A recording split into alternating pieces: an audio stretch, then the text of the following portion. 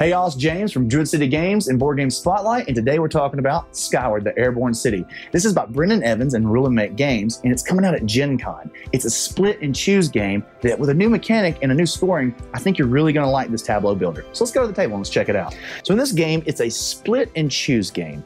So the warden, by the warden token, will take cards depending on the amount of players. So in a 2-player game, there'll be 8 cards. In a 3-player game, there's 12, and in a 4-player game, there's 16.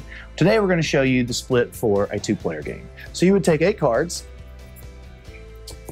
and then this is open information. You are going to split these cards out any way that you choose into 2 piles.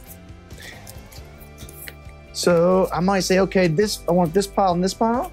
And then you take the warden token and place it on one of the piles. And then the other players get to choose in player order the piles that they want. So while you're constructing the piles that go out, the other players get first choice, and you're going to typically get the last choice as the warden. Some of the strategy that you're going to want to do when you're the warden, you're dividing up piles, is you're going to want to look and see what other people are making and try to give them something enticing while also making it a negative. So in this case, I might know another player is trying to build some of the pink buildings, and they need those resources to build those. Well, what I've done is I've made a very juicy pile of resources for them, but I also put 2 pigeons on it. I can also throw the warden token on there, so they'll get a cog if they choose to take that. So you can really make your piles however you want to really entice the other players to go after it. But they may surprise you, skip what you thought, and then you end up with a thing that you didn't want. So in Skyward, you're trying to score the most points by building out your Sky City. In your own personal airspace, once someone has built 6 buildings, that triggers the end game. That round, everyone will get to finish their turn, and then you'll go to scoring. Here you can see the faction. There's 4 different factions in the game. You've got the green, the orange, the pink, and the blue. You also use these cards here as resources. In this particular setup, this is worth 1 resource. Now, each building type that you would like to launch into your city is also going to have the cost. So for the particular building here for the steers, you have a beacon, and it takes 2 blue and 1 wild of any color.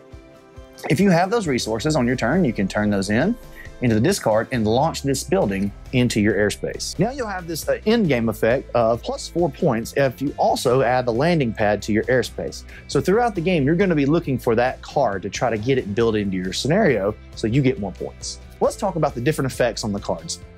You have some cards have an ongoing effect, and you can read the text and see how they affect your hand.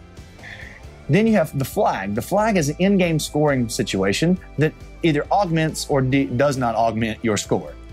Then you have this triangle that means when you launch this building, you get this effect. In this case, you would gain 1 cog. Here you have the lightning, which is an instant. This happens as soon as you get the card from the pile.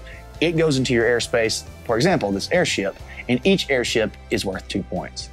If you're the player that takes the pile of cards with the warden token, you also get a cog. A cog is a universal wild that can be used for any resource in the game. Very valuable.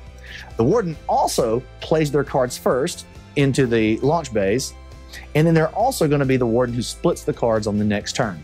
At the end of your turn, if there's 3 cards that you don't need, you can discard those and get a cog. The cogs really give you a lot of versatility when you're trying to build the buildings that you do want to build, because you don't have to get exactly the right combinations of resources from the draw piles. So you can substitute those and get the buildings launched that you needed.